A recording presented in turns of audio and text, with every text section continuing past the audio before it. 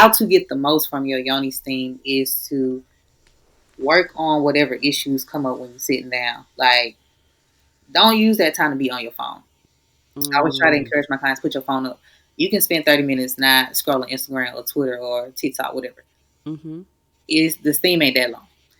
When you mm-hmm. sit down and stuff comes up, I don't care how long it's been. It can be like 10 years ago and you thought you got over it, but your spirit said you ain't. So you need to work through that. That's your time where you can start to like really work through it. I try to get my clients to journal. Have them write on bay leaves. Like we do a lot of Oh, manifesting wow. and releasing through their steams because all of that is sitting in your womb, and so you need to release that. So that's what the steam is for. Welcome to Impostrix Podcast Season 4. My name is Whitney and I am your host. Thanks for joining us for this episode. I am excited to jump into it. Impostrix Podcast validates professionals of color navigating imposter experiences and racial toxicity within their careers. And this season, we are focusing exclusively on pouring into Black women. How can we take care of the Black women in our lives? If we are a Black woman, how can we pour into ourselves? How can we receive the pour from others? So this episode is going to be about that and all the episodes within this season. So sit back, get your listening ears on. Let's get into it. Welcome back to Impostrix Podcast. I am your host, Whitney Knox Lee. I am here today with Samantha Denae. I look forward to learning so much from this conversation. I was introduced to Samantha Denae through a friend, Tanya. You, Samantha, were on her podcast, Tea with Tanya, and in that show, you all were talking about cycle syncing, which I thought I knew what that was, but I didn't. Okay, I did not know what that was. And for those who aren't familiar, they were talking about like basically syncing your work schedule with your body's menstrual cycle schedule, and acknowledgement that our our bodies go through all sorts of stuff over this period of time, and sometimes it's more conducive to work or specific types of work, and sometimes it's just not. So for me, that was mind blowing, and I was like, I need to have her on my show. And when I did some research into you, learned that you do all sorts of things. And so today we are going to talk about womb health, but we're also going to talk about like the cycle syncing. So let me give you a little bio, and then I'm going to ask you to chime in. Okay. So Samantha Denae is a certified holistic health and Yoni steam practitioner, a spiritual and womb counselor, an intuitive reader, herbalist, endometriosis advocate and educator, and a doula. And she also likes to pole dance. I love that. I still haven't made it. I still haven't made it to the pole dancing classes. But welcome to the show, Samantha Denae. Thank you, Whitney. I'm so happy to be here. We're gonna have Yes, a good conversation today. absolutely. So, can you share with us what your identities are and like what the perspective that you're bringing to this conversation is? Whew, well, so I was diagnosed with endometriosis. I'm an endometriosis survivor, along with being an advocate and educator, and that's how I got my start with learning about womb health and reproductive health. Just trying to figure out how to heal my own Mm, reproductive issues because endometriosis was taking a lot out of me. I had been trying different birth control treatments and they weren't working. I tried chemotherapy, it didn't work, and so me and my doctor kind of came up with an agreement that I would try holistic medicine before I would try to go for a hysterectomy because I don't have kids. I'm not married. So she didn't want to do that so early. So we said, we'll try holistic medicine and see what happens. And that was in 2020. And mm, I have been so enthralled in learning about holistic health and how it can help you not only just heal your reproductive issues, but just make you feel like you have a better quality of life overall. Because holistic health is about your whole body and not just one specific area.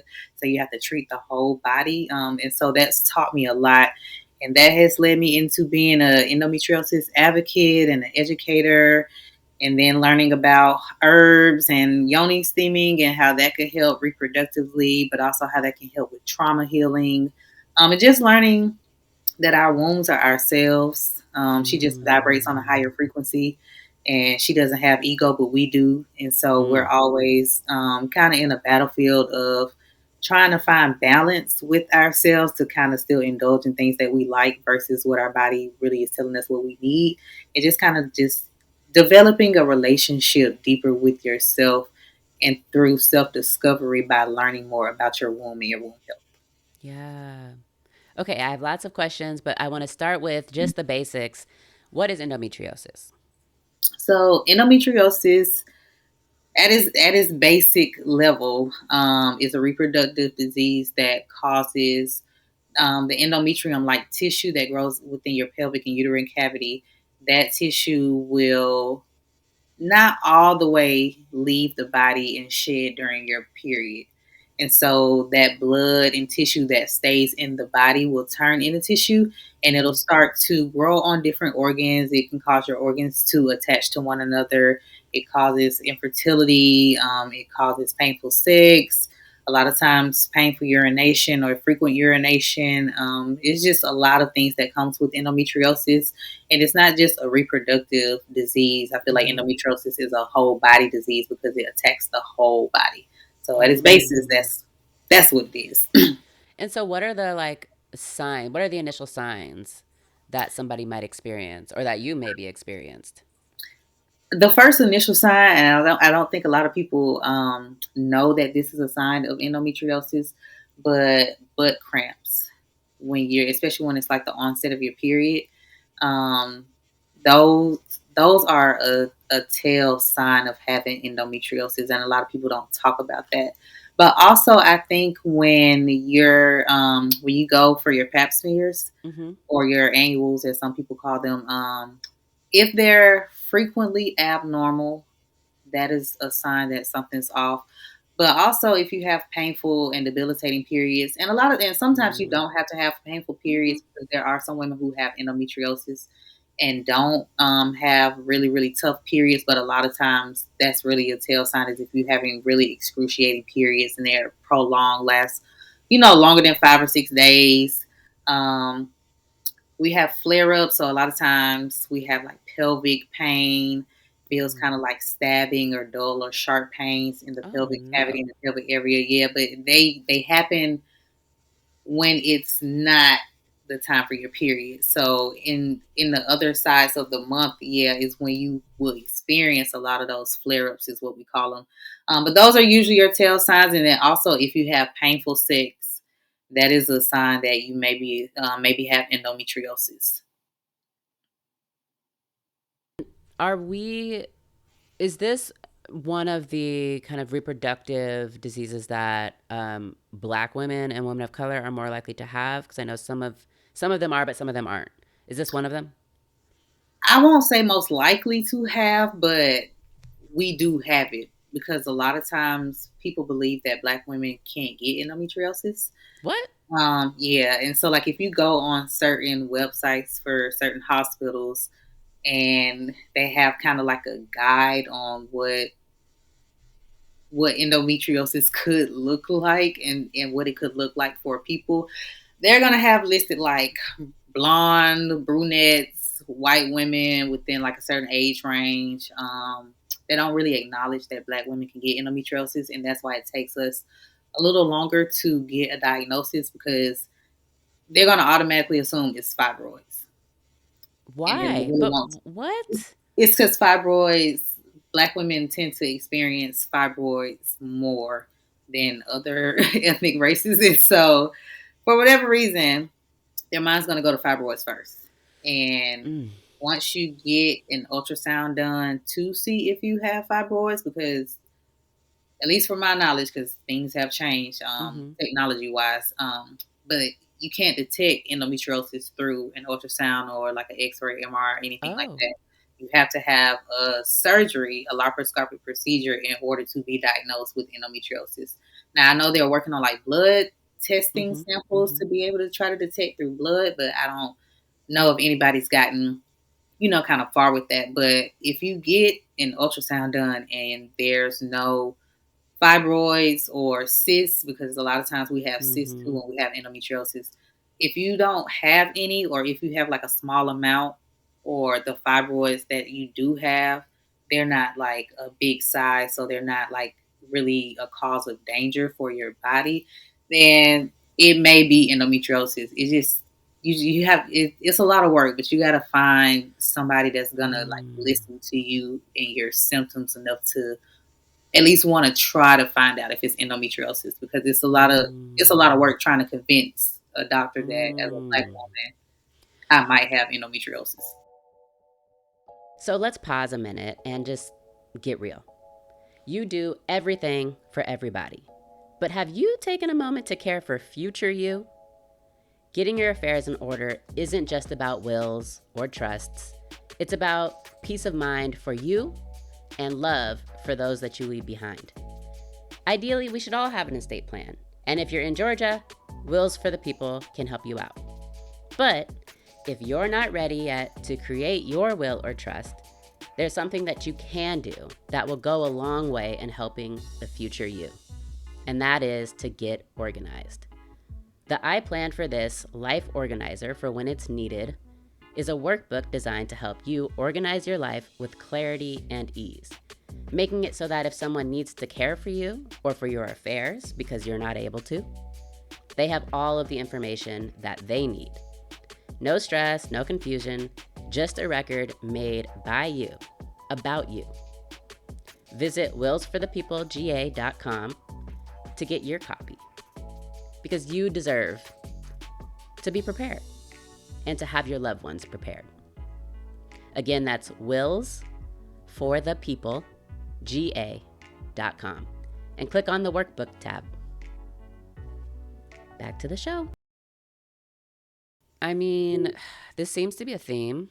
Mm-hmm. I know nobody is surprised. Nobody listening to this podcast is surprised of this theme of Black women really needing to advocate for themselves in Mm-hmm. order to get an accurate diagnosis. Yes.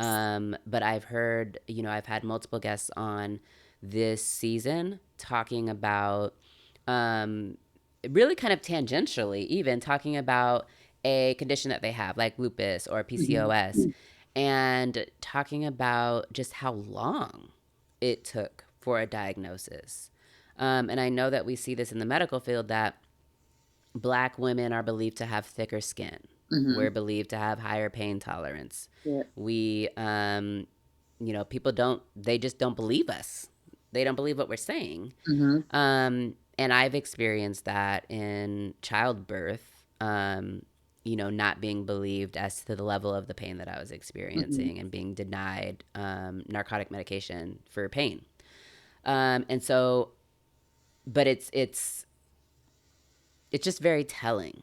I had PCOS and was not diagnosed until last year.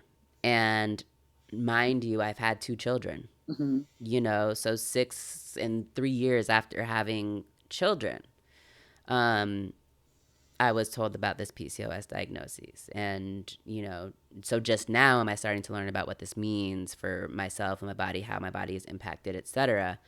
But I just find that so many of us, first of all, period health is like a mystery. Mm-hmm. Womb health is something that has never come out of my mouth before meeting you. Um, and so, like, all of this, though, is related. And I'm glad that we're having this conversation because I hope that it brings awareness to women listening. Like, not even specifically about endometriosis. Like, Mm-hmm. great if you learn something about that, but paying attention to our wombs, to Yeah. our reproductive system, whether or not we are trying to get pregnant, because oftentimes that's the only time we're thinking about it. Mm-hmm. So you are a womb health practitioner. What Mm-hmm. is that? What does that mean? My focus is on your reproductive health. Not only just like getting your reproductive system healthy to help, but also to help you get to a place of quality of life that you feel is manageable, but also helping you heal your trauma, because a lot of times we have trauma that we don't really want to either heal or dive into because it's it's hurtful, it's painful, it's a Yeah. lot of emotions, it's overwhelming. But then there's also trauma that we don't know about because it's generational, and sometimes we probably will never know about it, but we can just feel certain generational curses that we have, and so the trauma sits in our womb space, and then that causes us to have reproductive issues because we Mm. haven't healed the trauma that we've been through. And so I teach women, how to help heal their trauma, how to, be accountable, because a lot of times we aren't as accountable as we should be, especially when it comes to like doing the right things for our health. But even the right things for our health reproductively, like there's certain foods that we shouldn't be eating if we know we have, certain reproductive issues, and yet we still choose to do it. So we Mm-hmm. have to learn to be accountable. Um, on the spiritual side, just helping you to really tap into who you are, and really learning how to elevate yourself in your self discovery, and in your renewed journey of learning self, and really like starting to love yourself and in the space that Mm. you're in, even if you do suffer with a reproductive issue, because a lot of times reproductive issues is going to take away our self-confidence, especially with something like endometriosis. And so once it starts to affect like fertility, that is like a hit to the confidence.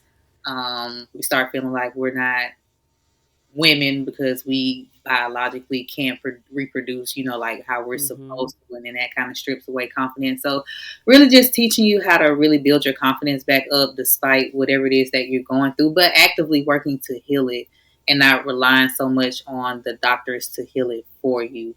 Um, and so that could be anything from like yoni steaming to womb massages and detoxes, herbal consulting, and just getting you the right kind of herbs you may need, or supplements that you may need to be taking on a daily basis, helping you to learn about your menstrual cycle, really teaching you how to be like an advocate for your own well-being as far as like resting, because a lot of times we don't Mm. prioritize rest, and your body needs to Yeah. rest.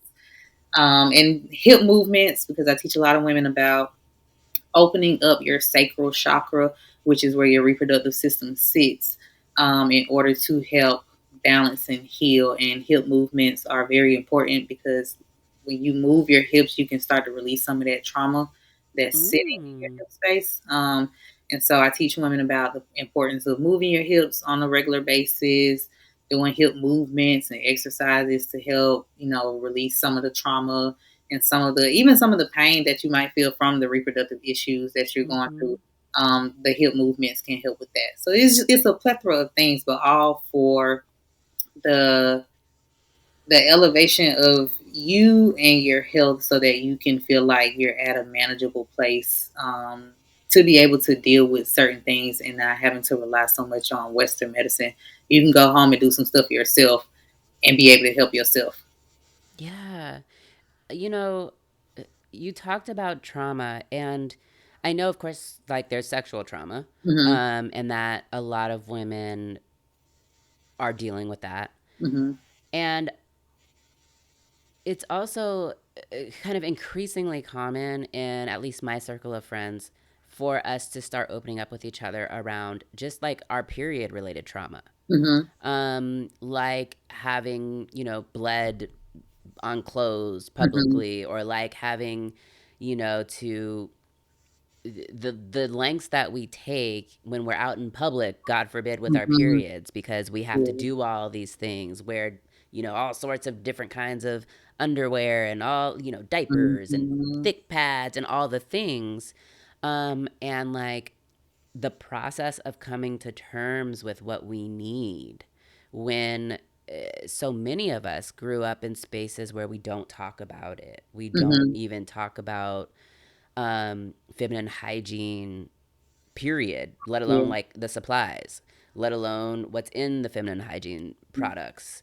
Um, my sister circle and I were recently having a conversation about like the stigma around girls using tampons Mhm. in some of our communities and households, and how we, when we came of age and started having our periods, were basically made to use pads, Mhm. because using a tampon meant that you were going to be promiscuous, or that you were Mhm. going to be loose, or that you were going to stretch out your vagina. Yep. And I guess who's gonna want to sleep with a girl with a stretched out vagina? I don't know. Um, and so when you say trauma too, a big part of me goes to thinking about those types of issues and just having to work through for ourselves what our reality is as women. It never feels, or at least it hasn't felt, uh, safe isn't right, comfortable isn't right. It's just, it's never felt normal. Mm-hmm. And I wonder, like, I see that as part of the trauma because obviously this is a normal part of our body function Mm-hmm. is menstruating. Um, but I wonder if you end up having to, not having to, but if you end up helping people through just the educational components and also helping people kind of come up with their own idea of how they're going to take care of themselves during their period and throughout the month.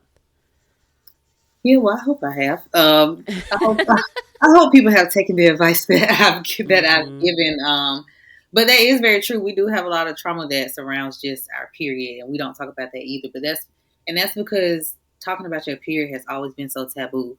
Yeah. It's never been something that you talk about, like even amongst your family members. You don't even really talk about your period. So to have, and I know everybody doesn't have period trauma because everybody doesn't have, like debilitating periods, but for the Right. ones who like do, because I have period trauma, Mm-hmm. and it's not the easiest thing to deal with because your period is recurring. It's not something that just you get just like once a month, and then I mean you just get for a month, and then that's it. It comes Right. back every month. So every month you have to deal with some kind of something. But that is why I try to really instill in my clients and like the people who watch my platform, you gotta go to sleep Mm.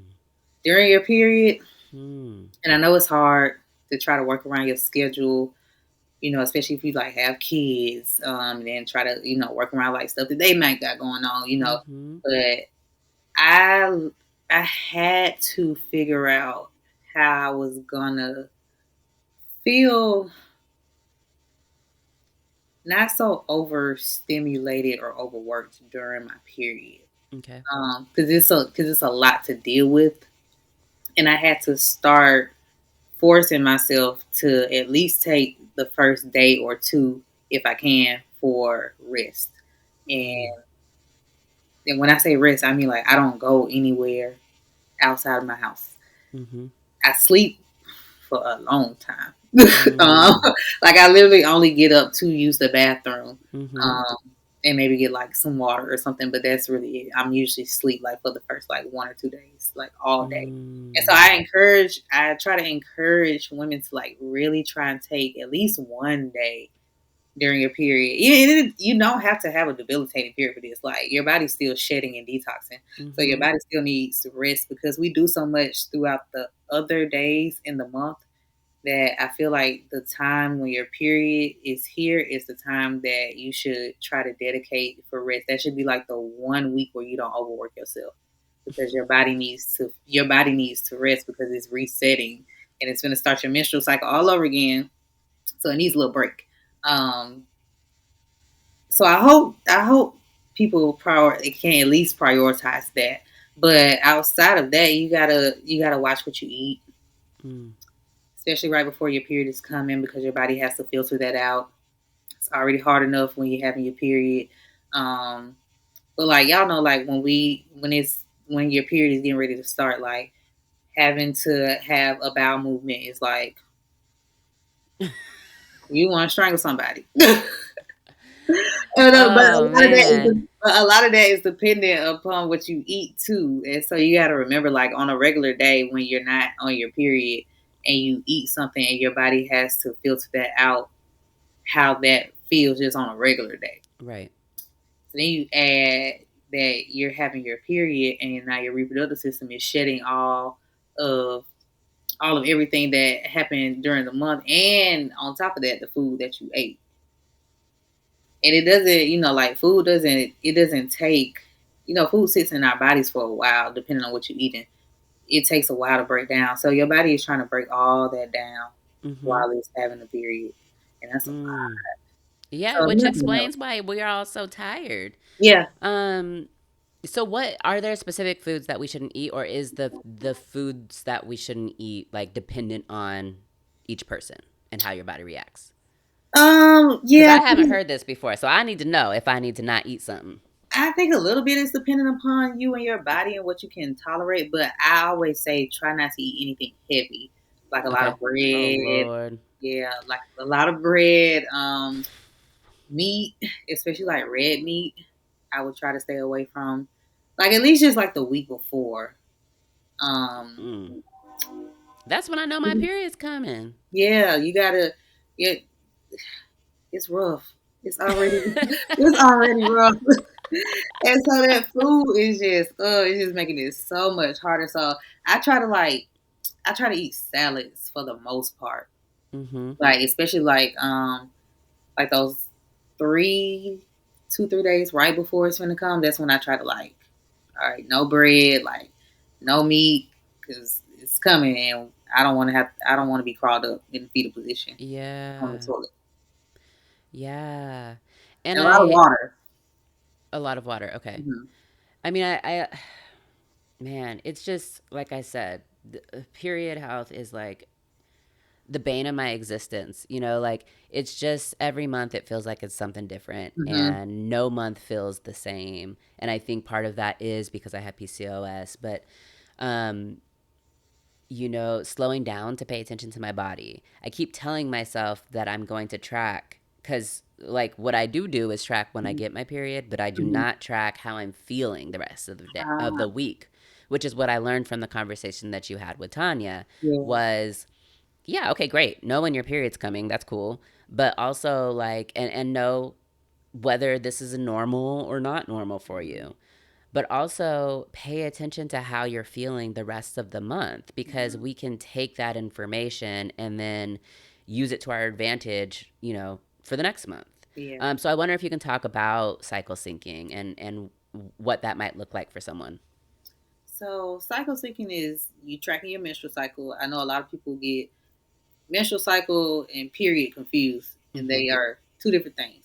Mm-hmm. Your period is a phase within your menstrual cycle, but your menstrual cycle is a month long cycle that each week is a different phase hormonally, which is why as women we are like so up and down because depending on what week you're in for your menstrual cycle will determine emotionally how you are, physically how you're feeling, energetically how you're feeling. That's all kind of dependent upon where you are in your menstrual cycle. And so learning to cycle sync is really just you being more aware of, okay, this week I'm ovulating. And this is why I might feel extra ready to go because I'm Mm-hmm. ovulating. Or Mm-hmm. this might be why I'm having like sharp pains because there are some people who have ovulation pain Right. instead of feeling like the pleasurable effects of being in ovulation. Um, but also cycle seeking can include like sunflower seeds, pumpkin seeds, just different type of seeds that you can eat depending upon where you are in your menstrual cycle, which will Hmm.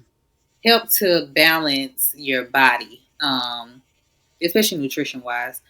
And then also learning if you're a person who does like physical activity, because everybody Mm-hmm. does.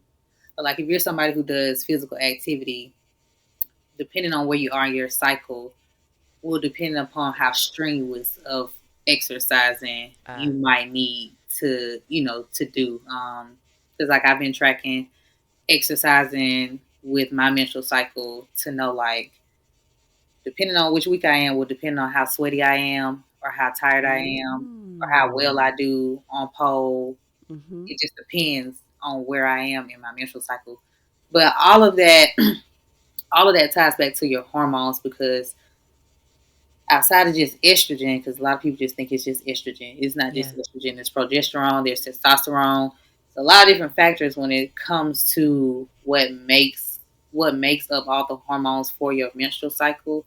But knowing what phases you are in the week will really help you to start understanding why you feel the way you do in certain times. Even in certain times of the day, your menstrual cycle can tell you that. Mm. Hmm.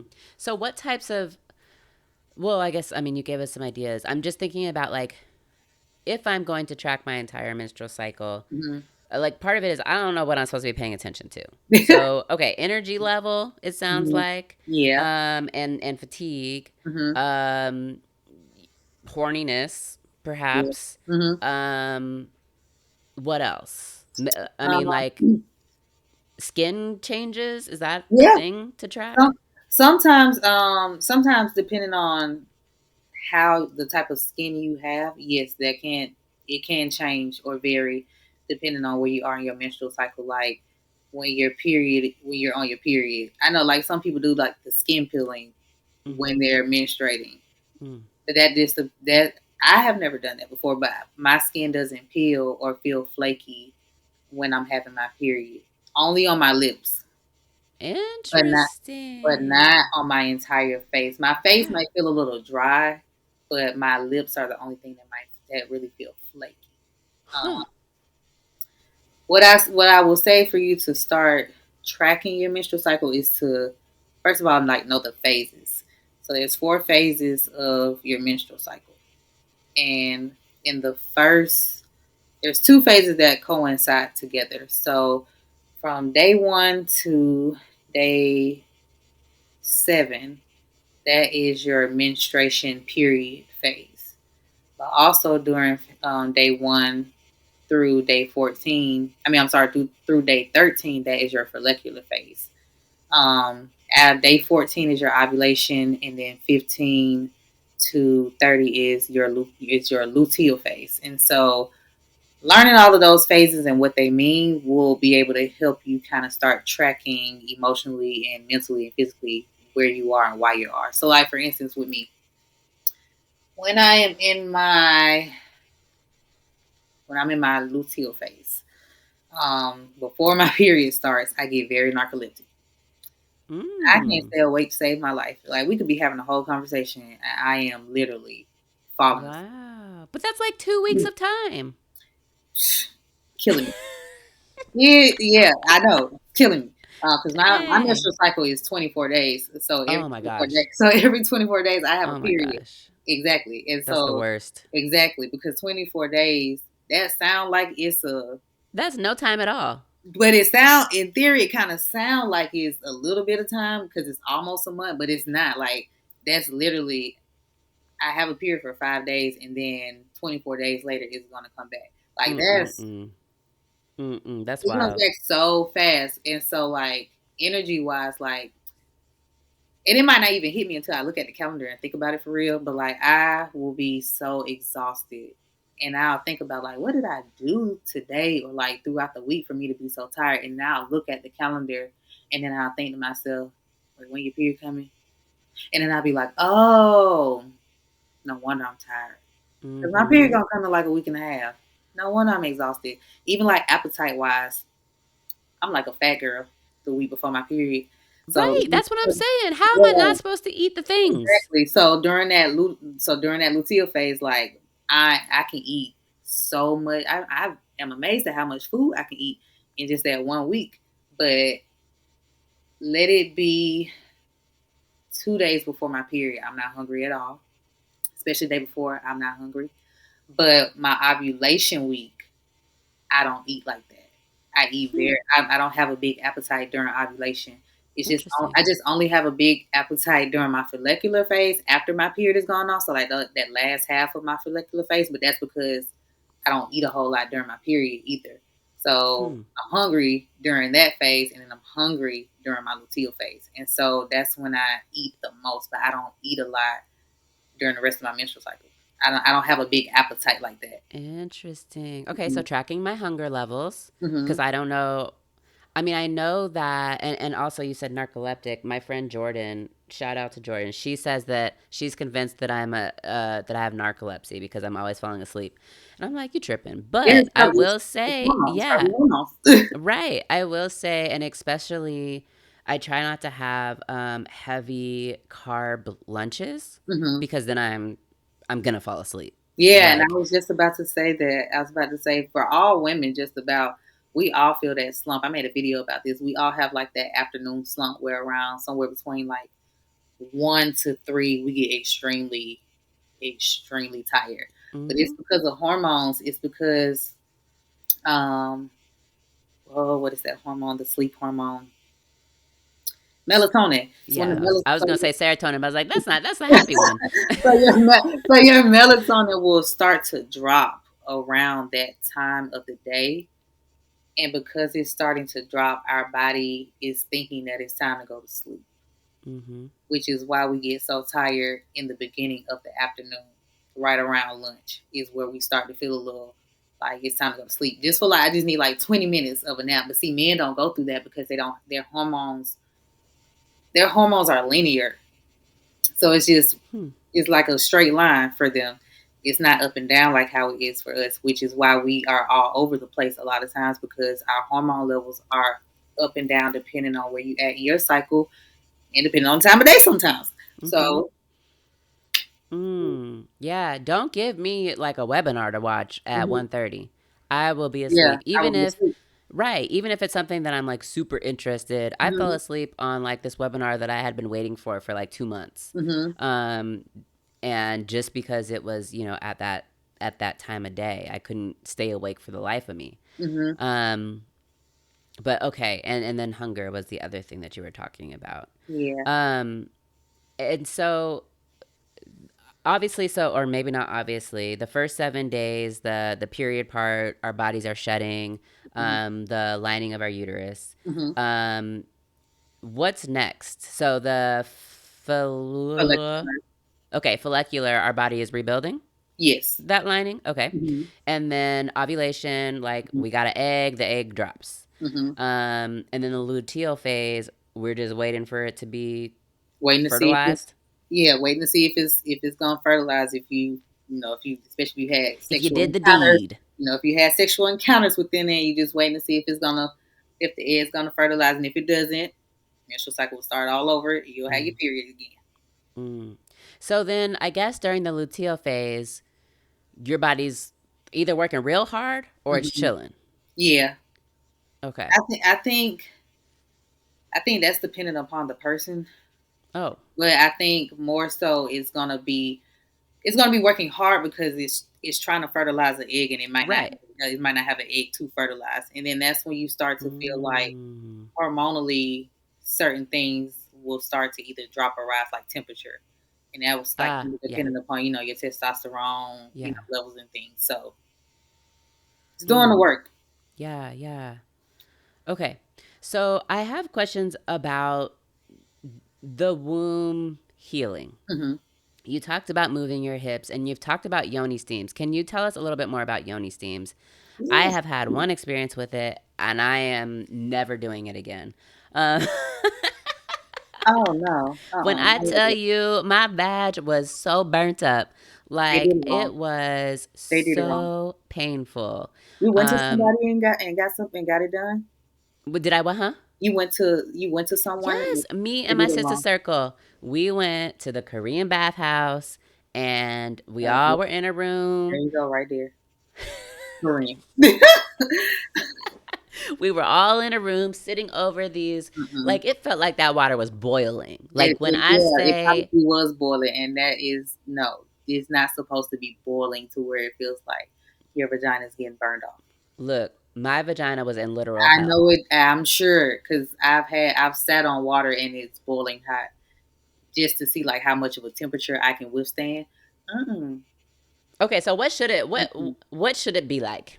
So For those of us who don't know. for y'all who don't know, so I'm gonna explain what yoni steaming is for y'all who don't know. So basically, so yoni steaming at its basis is like making tea. You boil water and you put the herbs in that are tailored to your reproductive issues. If you have any, you don't have to have any reproductive issues to steam. But you put your herbs in, you let the herbs steep, and you sit on a chair that has a hole in it, and you will feel the steam rise from the pot, and it will penetrate through your vaginal cavity. It is supposed to feel like a sauna for the vagina. That's what I tell my clients. It feels like a Mm. sauna for the vagina. Um, Not it is not supposed it is not supposed to burn. Warm, yes, it's supposed to feel warm, but it is not Mm-hmm. supposed to burn you because like this is still your skin. And so you don't want it to Yes. burn, which is why I said when you said Korean basketball, that was it right there. So it's supposed to be at a temp, and you can tell your practitioner too, like it's too hot because everybody's body doesn't withstand the same temperature. Like I have some women who could sit on the pot and I have it at 180 degrees, but they can't take it at 210 or 250, and I can go to at least 250. Oh You know Lord, doesn't that exactly, sound like? Look, I know there are listeners exactly. listening and they cringing. That sounds so Exactly. hot. Exactly. And so that's why you have to gauge it. There's little tricks that you can do when you're steaming, but that's on your practitioner to tell you, kind of how to be able to let the steam kind of flow out if it is, too hot for you. But it's supposed to be at a temperature that is warm, um, feels Mm-mm-mm. pleasurable. But when you're sitting on the pot, I made a video about this. But when you're sitting on the pot, it's not just about steaming to help you with your reproductive issues, because yes, steaming is good to help reproductively, like it will help to shrink fibroids and cysts, it'll help to shrink hemorrhoids, it'll help to start to move some of that stagnant blood flow that sits in your uterine cavity and that tissue that's sitting there. It'll help to start move all of that so we can kind of shed out the body. But when you sit on the pot, stuff is gonna come up.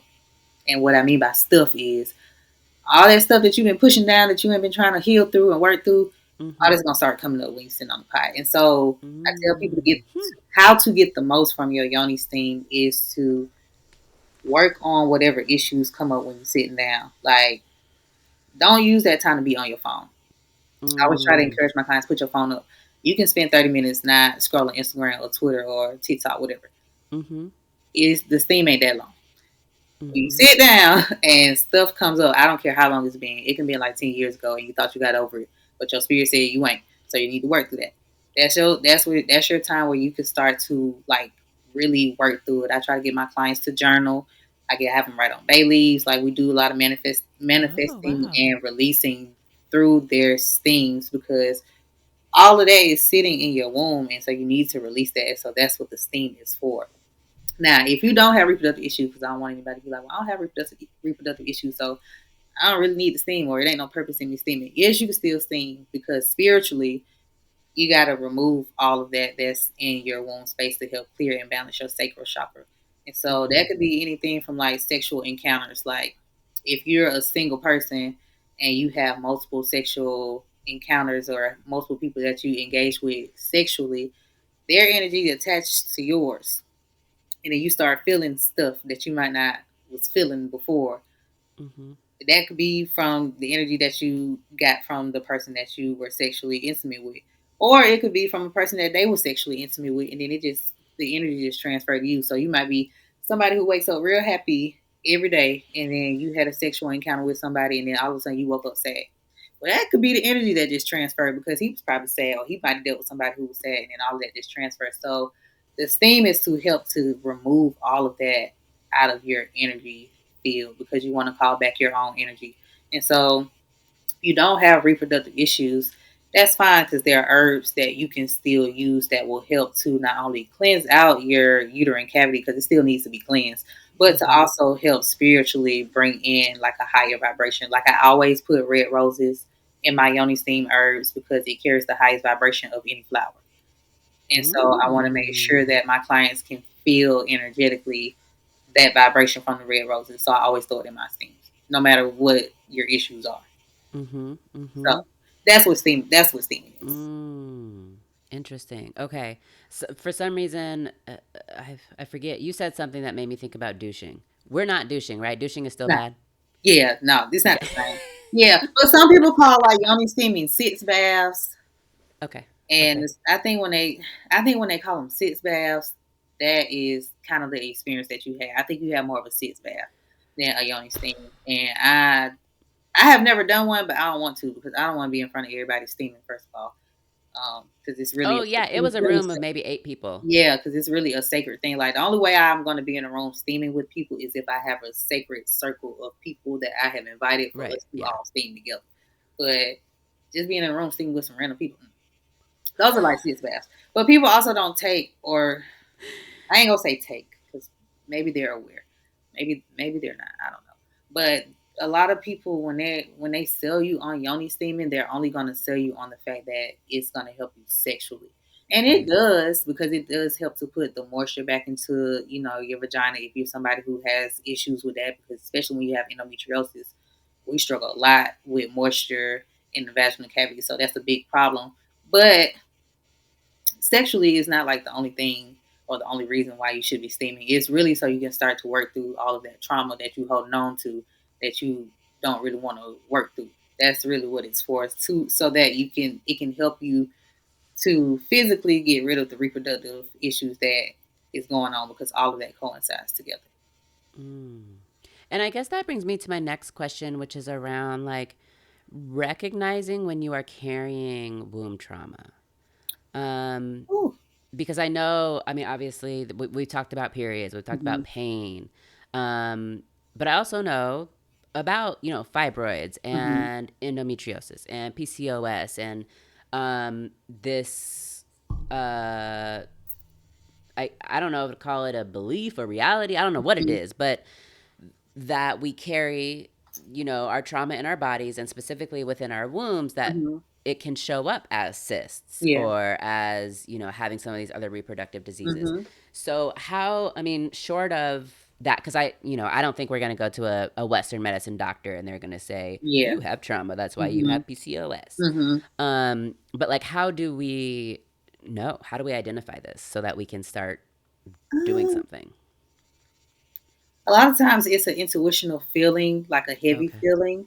Mm-hmm. But I can tell you on a spiritual level, as far as like PCOS, I always felt like spiritually, women who suffer with PCOS are women who have had to operate in their masculine energy more than their feminine energy, almost Mm-hmm. kind of like a flight or fight kind of thing.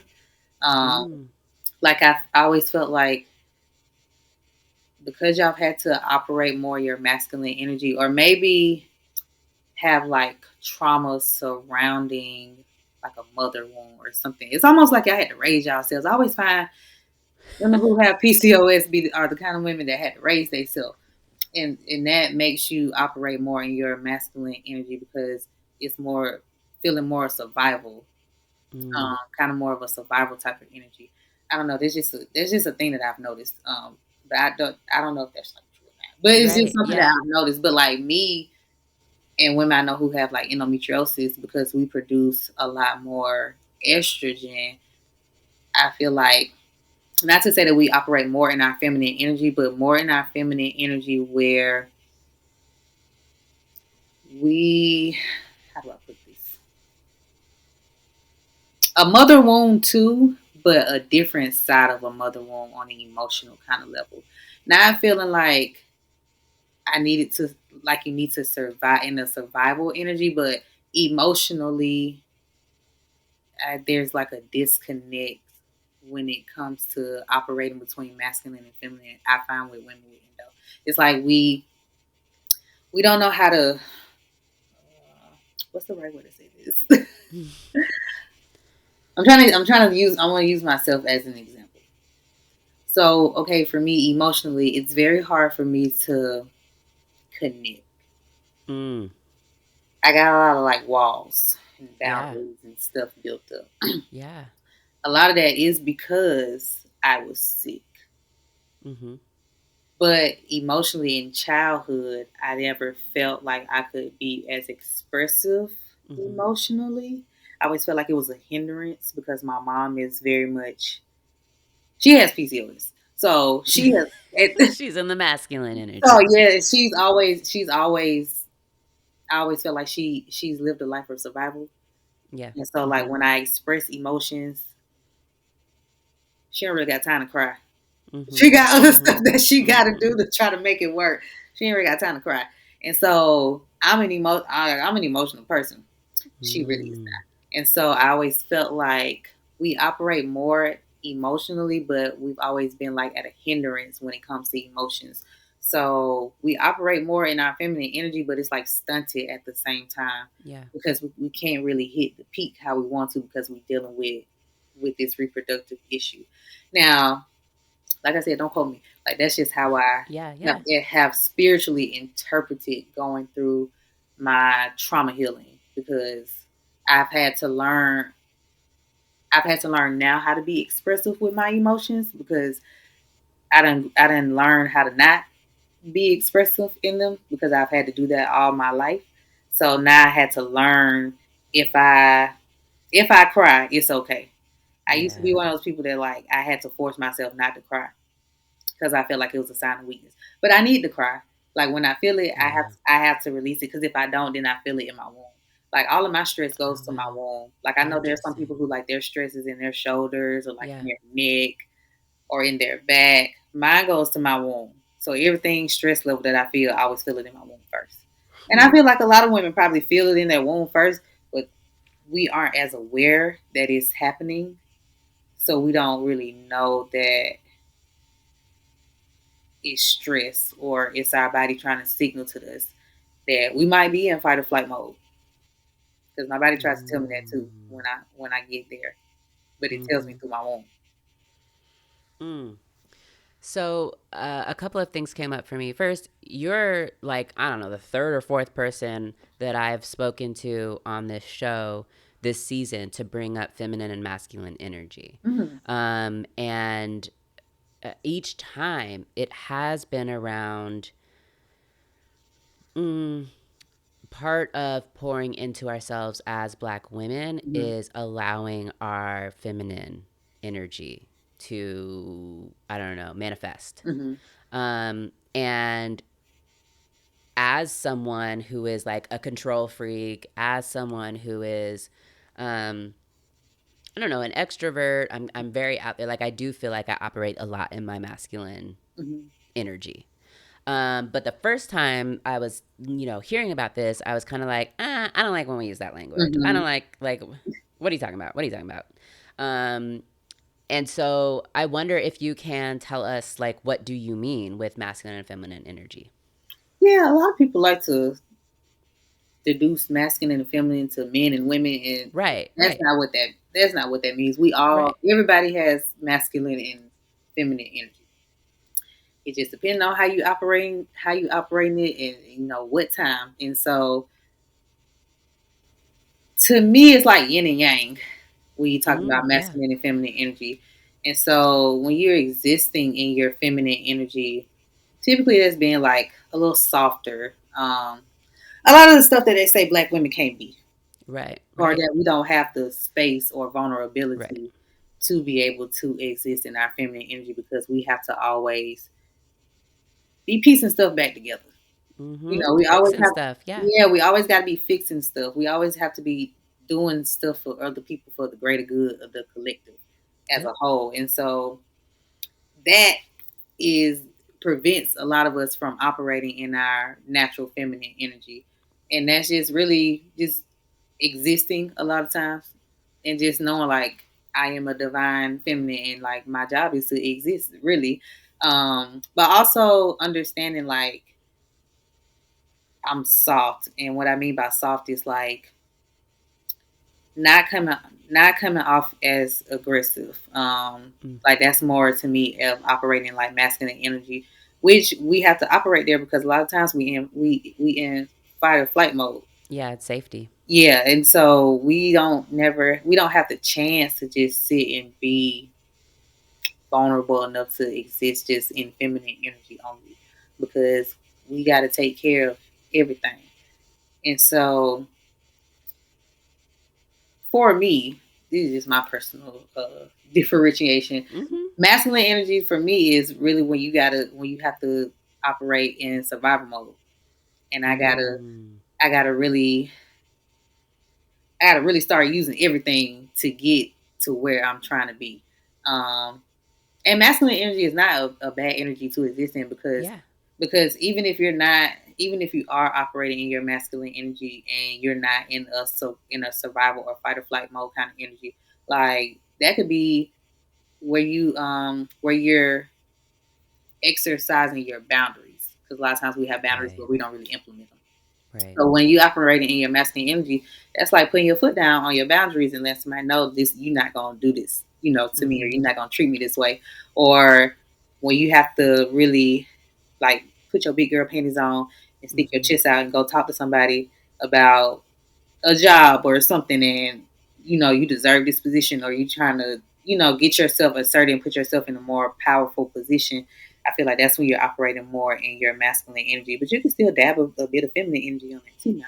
So Mm-hmm. it's all Mm-hmm. working together. So don't look at feminine, I mean, don't look at masculine energy as like a bad thing. It's not. Like, you can really, this is where you got to learn how to, this is where you got to learn yourself, so you Mm. can learn how to balance the energies, because Yeah. sometimes one's going to take over more than the other depending on where you're at in life, what you're going through. But they both can exist together and exist quite nicely together if you understand yourself and how Yeah. to operate those energies. I'm finding in my healing journey right now that a big part of it is existing in my feminine Mhm. energy, and releasing a lot of responsibility, Mhm. um, so that I can maybe feel more softness, Mhm. so that I can feel more vulnerable, so that I can accept more help, Yeah. because that is something that I don't like to do. Yeah. I like things how I like it, first of all, Mhm. and I know that I'm the only one that can do Yeah. it. And I'm the So, same way. you know. Asking for help used to be so hard, but I have learned ask. Mm-hmm. Yep, yep. So yeah, and I like the image of the yin and yang, for that, because I can see how I need both Mhm. to feel balance and to Mhm. feel grounded, in my existence. Mhm. Absolutely. Wow. Well, thank you so much for this conversation. It's been really interesting. I am definitely going to challenge myself to start syncing. Well, first tracking Mhm. my entire menstrual cycle, so then I can start syncing, Yeah. because I think that I could get a lot of that. And I'm at the point in my career where I have flexibility with my schedule. So Mhm. because I work for myself, like, I Mhm. actually can do that. Yeah. Um, do you have recommendations for like apps or tools that you use, or do you just any old app? I like what is the period? I think it's called period. Hold on, my phone's right here. Oh, Clue. The Clue app. Oh, Clue. Okay. Yeah. So I like the Clue app. That's what I use to track my menstrual cycle and my period, even though I don't have to, but Yeah. it's kind of nice to. I like the app because I can record my feelings. I can record like how my digestion was. I Mm-hmm. can record like all of that in the app. So that's really why I like it. But it's very accurate. I will say it's very accurate. It tells you it gives you the space where you can put in the days of your period and how you feel, but you can also put in how you're feeling throughout the month. It'll highlight your ovulation day for you, so that way you'll know. But like if you have like breast tenderness, like I get breast tenderness when I'm ovulating, I can Mm-hmm. put that. I can go on the app and I can track that for the day that I had breast tenderness for like a week straight, but I got breast tenderness because I'm ovulating. So that way Yeah. you'll start to be able to know why you feel certain ways in certain weeks of the month. And that's why I Mm-hmm. like the app. But I also encourage you to like write it down. That way so that you'll know, especially for those who kind of has the same period or menstrual clock around, like the same time every month. It'll help you to start to remember when your period is coming. Because I meet a Mm-hmm. lot of people, they don't know when it's coming. It might come the same time or around the same time every month, but even still, they don't know when it's coming. Mm-hmm. And so that'll help you to be able to remember at least when your period comes, and then that way you can put together the rest of the weeks for the menstrual cycle. And if it's hard to do that, like to keep up with your period, look at the moon cycle that your period starts in, and Mm. at least for a few months, it'll at least be in that cycle, Interesting. in that Okay. in that moon phase for at least a few months. Excuse me. And it'll change because our periods is like the moon. It's very reflective of the moon. So eventually your period is gonna change. Your cycle is gonna change. So it's not gonna be the same cycle in the same days every month. Eventually it's gonna change. Like I have my menstrual cycle switches like I feel like every 4 to 6 months it Oh switches. Lord. It, See, no wonder it feels like yeah, ain't nothing ever yeah. the So same. like my period might stay during the beginning of the month for like 6 months. After that, it's gonna switch to a different week, and then the menstrual cycle for me is gonna change in days. But that's also very indicative of where you are in life, with depending on the moon phase that you are having your period in. So, like, if you have Okay. a full moon period, that's usually you're in the stage of life where you're like releasing things and you need to start shedding. But if you have a period during the new moon, that means you're trying to welcome in new things, like you're probably starting over in some area of life. So it just all depends. Interesting. But Yeah. I will use the moon if you Yeah. can't track it no other way. Use the moon. And just look at the moon phase when your period comes. Just look at the moon phase that the moon is in, and then at least from there you could be like, all right, it was the full moon when I had my last period, so the next period I have is probably going to be during the next full moon. And you just kind of keep Yeah. track like that until you can like Yeah. really start to remember like the days or the week that it's going to come. Mm. Awesome. Where can listeners find you, Samantha? You can find me on Instagram at Samantha Denae. There's underscores at the end of each, but if you search Samantha Denae or the Endo Educator, it'll pop up. I'm on TikTok as the Endo Educator.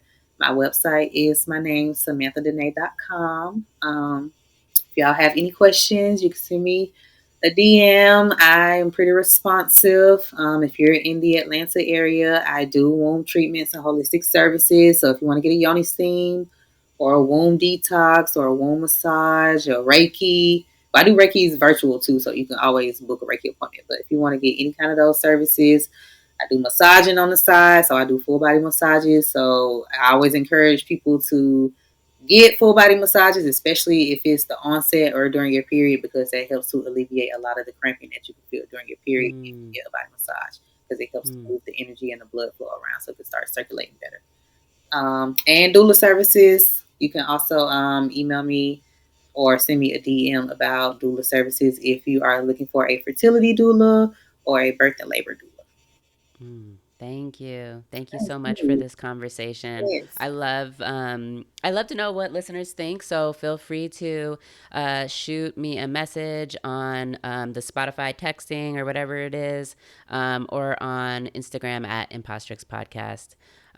Thank you so much for joining us today. Thank you. Thank you so much for listening to this episode of Impostrix Podcast. I hope that you got what you needed. If you're ready for more, feel free to go through the other 3 seasons worth of amazing episodes that we've put together for you. I want to hear from you. I want to know how you related to this episode. So if you're listening on Spotify, feel free to answer the question or send a text. You can do that through your Spotify app. If you're listening elsewhere, make sure that you follow me on Instagram at Impostrix Podcast. And if you like to text, go ahead, go to the show notes, look for the link for the WhatsApp community, because we just got it started this season for season 4, and I love to chat, so hit me up. Also, thank you to Chris at Digital REM for editing this episode. Until next time, be validated.